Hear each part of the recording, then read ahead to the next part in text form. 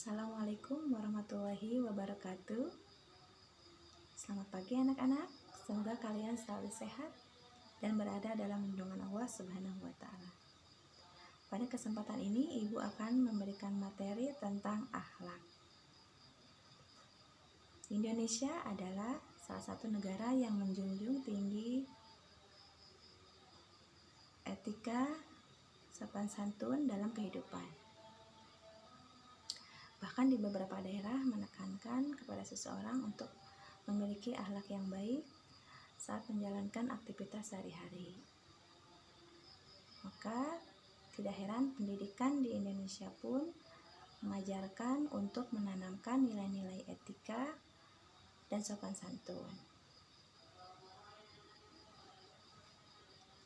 Akhlak menurut bahasa Arab berasal dari kata khuluq yang berarti tingkah laku, perangai, dan tabiat. Sedangkan menurut terminologi, akhlak adalah tingkah laku yang didorong oleh suatu keinginan yang mendasar untuk melakukan perbuatan. Sedangkan menurut Imam Al-Ghazali, akhlak adalah tingkah laku yang berasal dari dalam jiwa, yang melekat di dalam jiwa untuk melakukan perbuatan baik tanpa ada pikiran terlebih dahulu. Contoh misalnya, ada seorang yang mengikuti pemilu misalnya. Nah, orang itu sebelumnya tidak pernah mengikuti sholat berjamaah, tidak pernah mengikuti kajian, tidak pernah menyantuni anak yatim. Nah, tiba-tiba dia melakukan hal tersebut untuk memenangkan sebuah pilkada misalnya. Itu bukan dikatakan sebuah akhlak, karena akhlak itu hal yang mengakar dalam dirinya, bukan yang dibuat-buat.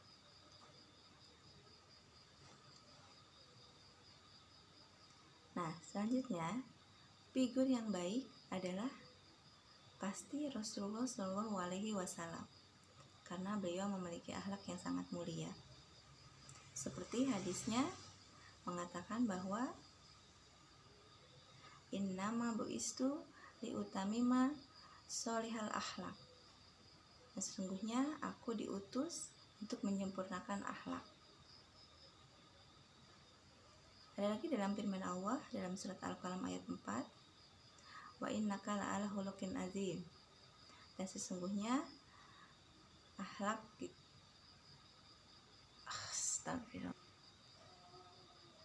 yang artinya dan sesungguhnya engkau berada dalam akhlak yang agung.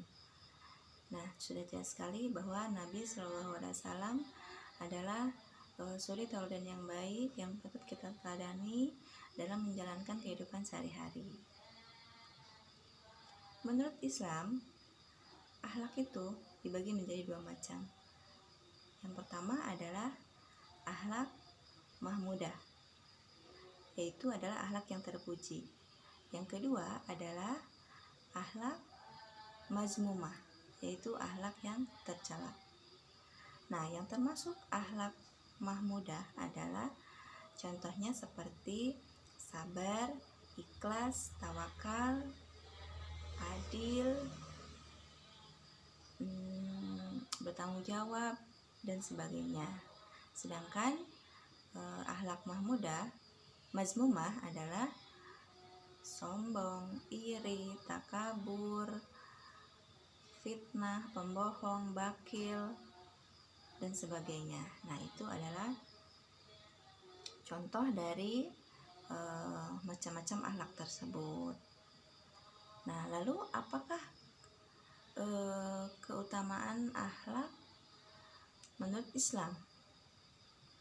Keutamaan akhlak menurut Islam, yang pertama jelas kita akan dicintai oleh Rasulullah SAW, karena menurut hadis disebutkan dalam sebuah hadis bahwa orang yang mempunyai akhlak terpuji akan mempunyai timbangan yang berat di akhir kelak, di mana semua amal manusia akan dihisab. Maka orang yang punya akhlak terpuji ini timbangannya pasti akan berat. Yang kedua adalah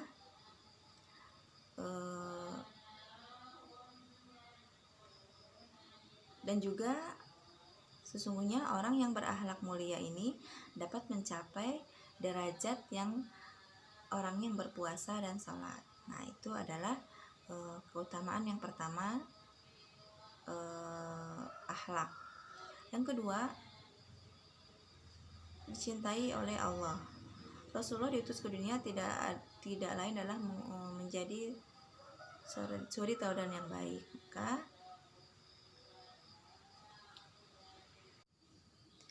kedudukan dan keistimewaan akhlak dalam Islam. Yang pertama adalah menempatkan akhlak yang mulia sebagai pokok risalah Islam.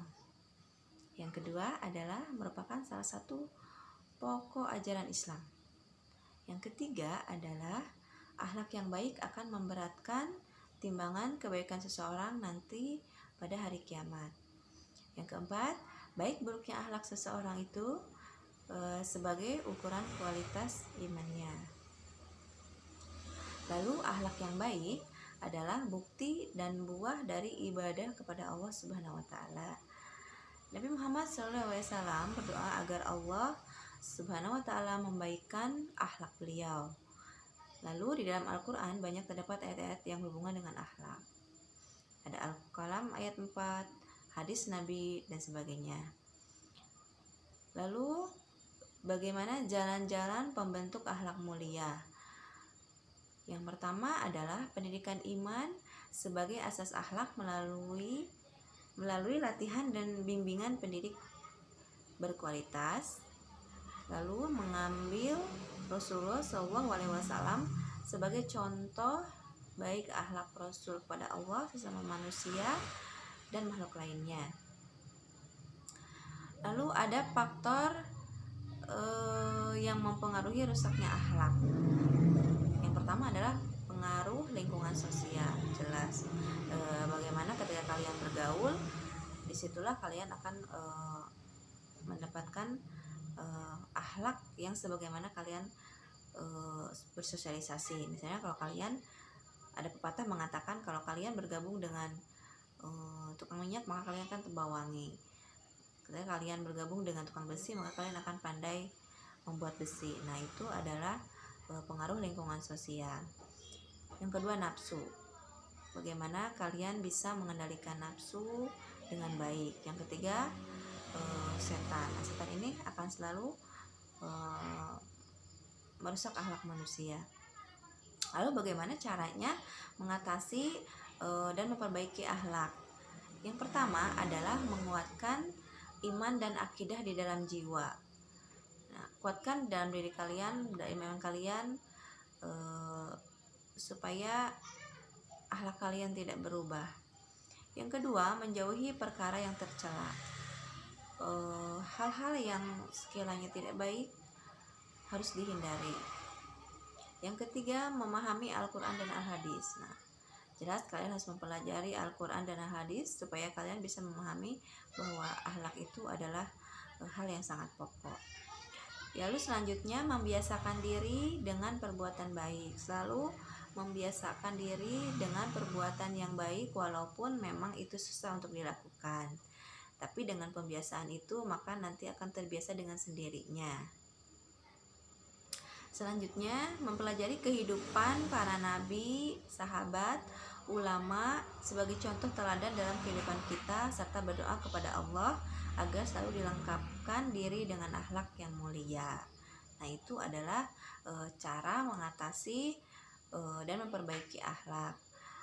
Lalu kesimpulannya adalah akhlak merupakan suatu yang melekat pada jiwa seseorang. Baik buruknya akhlak ditentukan oleh syara.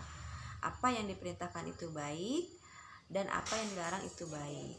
Nah, sekian dulu materi dari Ibu, mudah-mudahan bermanfaat Wassalamualaikum warahmatullahi wabarakatuh.